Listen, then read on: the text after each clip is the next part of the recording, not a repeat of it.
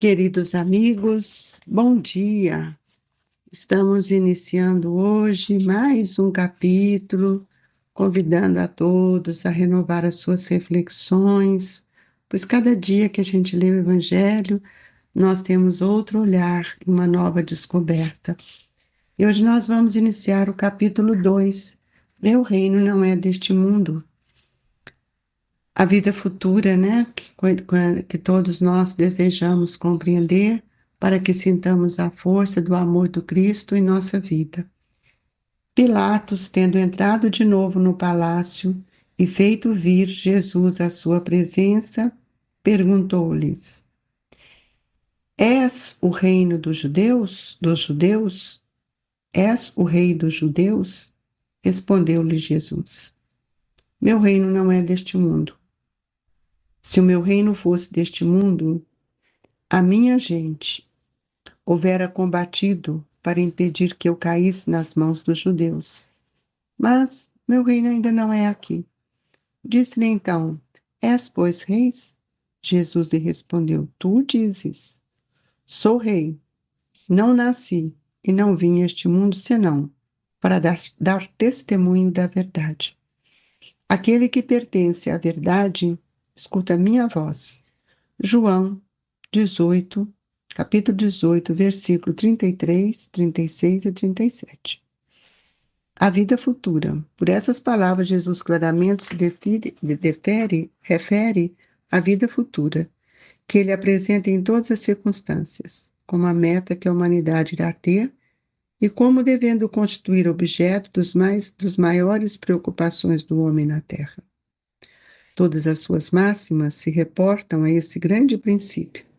Com efeito, sem a vida futura, nenhuma razão de ser teria a maior parte de seus preceitos morais, donde vem que os que não creem na vida futura, imaginando que ele apenas falava da vida presente, não os compreendem ou os consideram pueris. Esse dogma pode, portanto, ter tido como eixo do ensino do Cristo, pelo que foi colocado num dos primeiros lugares à frente desta obra. É que ele tem de ser o ponto de mira de todos os homens. Só ele justifica as anomalias da vida terrena e se mostra de acordo com a justiça de Deus. Senhor Jesus, querido Mestre, nesta manhã de luz, nós te pedimos que esta luz penetre no nosso pensamento, em nossa casa mental, arejando-a com as suas vibrações, sustentando-nos com a sua esperança, para que todos nós possamos compreender a grandeza do seu amor, esse sol que ilumina a nossa consciência. Mestre Jesus, envolvei toda a humanidade com esta vibração, humanidade esta que caminha diante ou em cima apenas dos seus interesses materiais.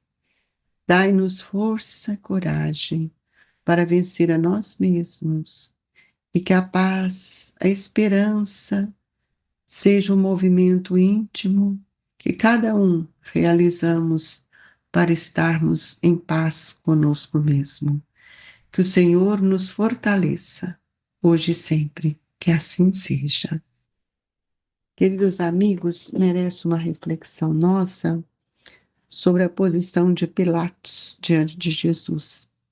Pilatos, nós sabemos que ele era uma pessoa importante em Roma e se considerava uma pessoa superior ao Cristo. E também ele temia o medo de perder a sua realeza, o seu reinado, e por isso ele manda buscar Jesus para que ele possa ver o que era o pensamento e a intenção do Cristo em relação ao movimento que ele estava fazendo, sem que ele mesmo percebesse que o movimento de Jesus não se dava para os homens, mas o movimento de Jesus era direcionado ao espírito imortal que somos. Quando ele pergunta a Jesus: És o rei dos judeus?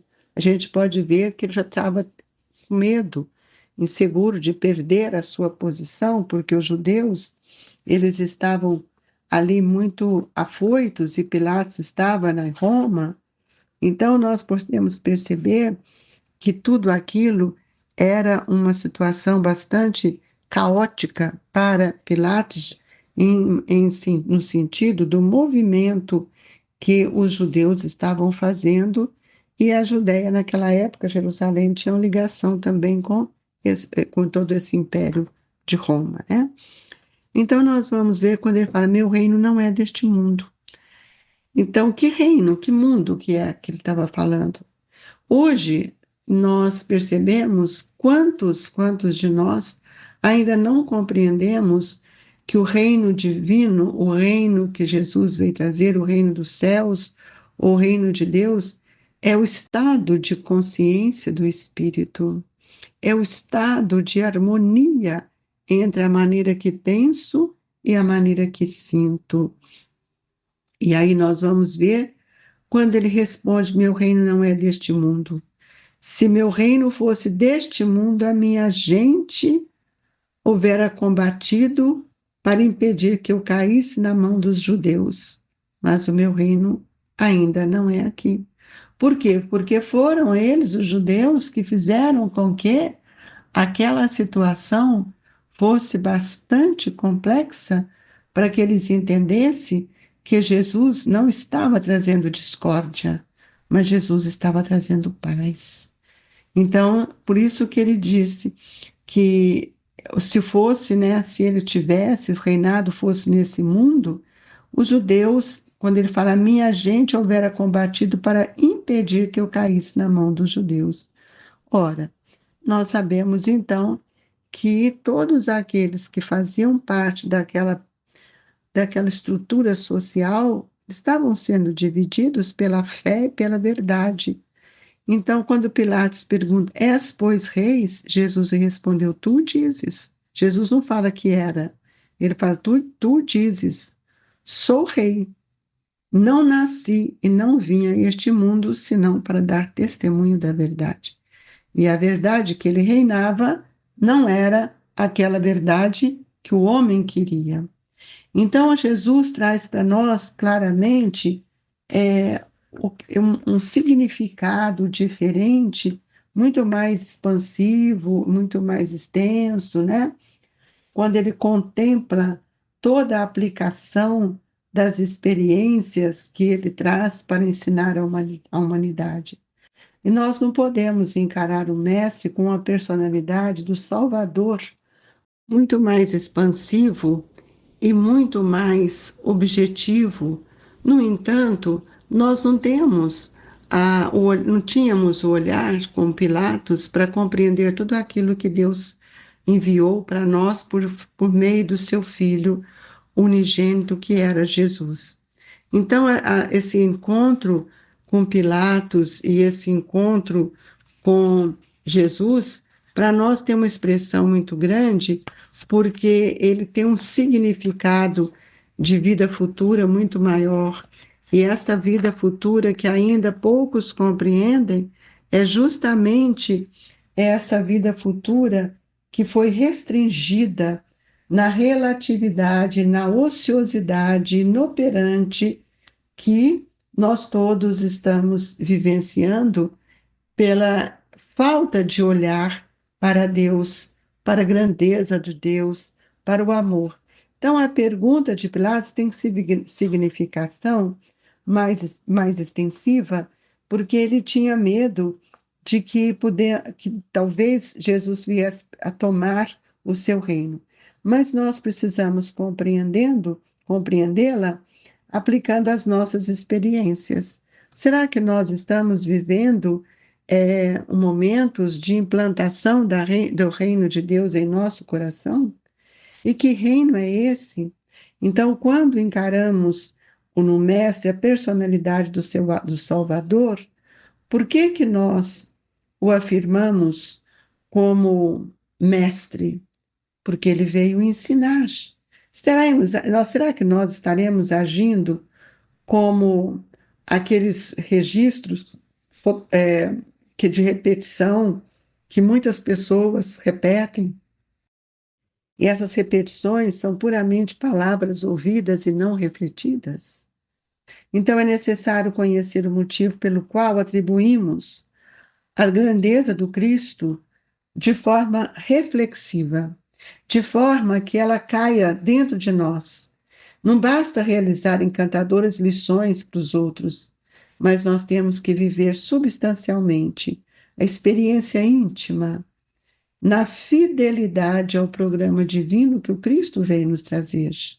Se Jesus não tivesse trazido o olhar para a humanidade espiritual, para a humanidade viva e apenas para os homens encarnados, nós talvez não estaríamos hoje, porque o progresso ele vem justamente pela nossa imortalidade. Jesus não é um símbolo lendário para quem queira, e nem um símbolo legendário. Ele é um mestre vivo, que veio para nos ensinar, que veio para nos trazer o amor, que veio para estabelecer em nós esse reino de Deus, que é o nosso estado de consciência. E é preciso que cada um de nós, como aprendizes, venhamos a analisar e a refletir em nós mesmos de que forma nós temos iluminado o nosso coração com os ensinos do Cristo. Quando ele diz: Meu reino não é deste mundo, que mundo é este que quero para mim, a não ser um mundo íntimo da minha serenidade?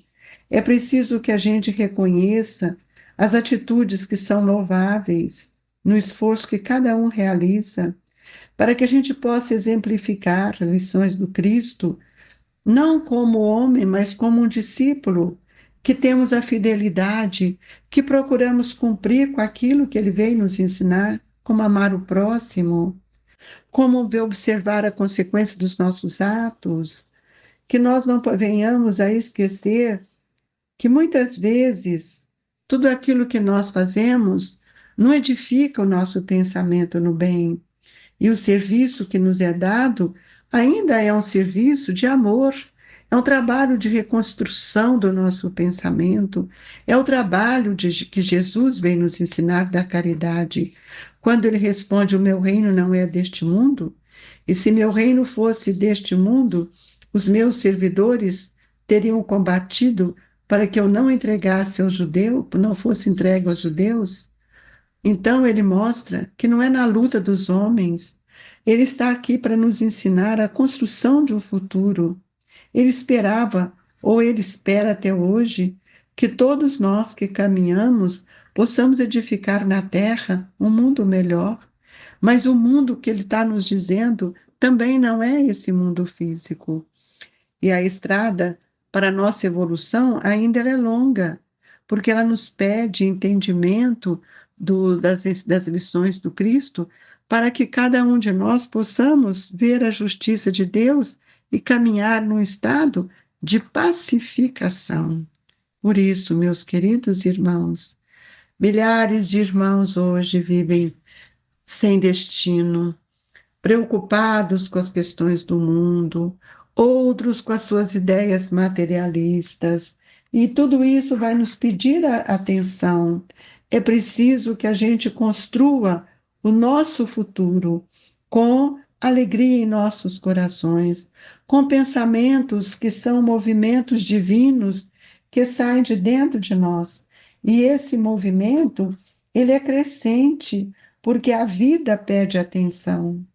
Os séculos vão passando, mas as experiências dos espíritos que nela vão reencarnando na Terra, no planeta, também vão modificando. Nós observamos que no início do século XX, Eurípides estava aqui presente com ideias completamente avançadas para a sua época, mas não era o homem, era o espírito que tinha dentro de si reconhecido os valores da justiça e havia conquistado para si, por meio de tantas lutas, o equilíbrio.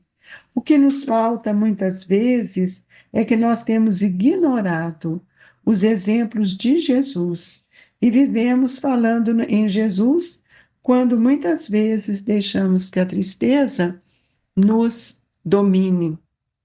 Então, o Cristo não pode ser visto mais como o homem da cruz, amigos. Tiremos ele da cruz, mas olhemos o Cristo com o seu evangelho, que é uma forma divina que Deus trouxe para todos nós compreendemos a vida futura, a imortalidade, a mediunidade, este espírito que sou, e cada vez mais nós temos que crescer a esperança e não a desesperança. E hoje nós temos visto que a humanidade tem se distanciado tanto do Cristo e a desesperança, deixando os corações vazios. Jesus não pode ser mais falado, ele não tem mais que ser cantado, ele não tem mais que ser citado. É preciso compreender que Jesus é o Filho de Deus, que nasceu na velha Galileia para mostrar aos homens a força do amor do Pai. Compete a cada um de nós, irmãos, interpretar de forma bem reflexiva o papel que o Cristo veio na nossa, exercer no processo de nossa evolução, e não vivermos como tantos têm vivido. Então, nós agradecemos a Jesus e pedimos a Ele que todos nós sejamos agraciados com essa luz que o Evangelho vem nos trazer. Cresceremos todos para Deus. Essa é a proposta que os Espíritos amigos têm feito para que a gente veja a finalidade útil de nossa reencarnação. Agradecemos a Deus, nosso Pai, mais uma vez, rogando também a caridade do passe, da fluidificação das águas. Cada um entre na sua intimidade e possa fazer a sua rogativa de acordo com as suas dores e necessidades. Jesus, que estes momentos sejam para nós de muita importância. Ligarmos o pensamento a Deus e estendê-lo até os nossos amigos espirituais, rogando a eles que amparem os nossos familiares, os nossos amigos e aqueles ainda que não nos amam ou que nós não os conhecemos pessoalmente, mas são todos irmãos nossos. Que as tertúlias do seu amor não sejam um cântico, mas sejam um ensinamento, e que a paz augusta do seu evangelho cale profundamente dentro de nós. O abraço amigo do Grupo Espírita Esperança e Caridade. Que assim seja.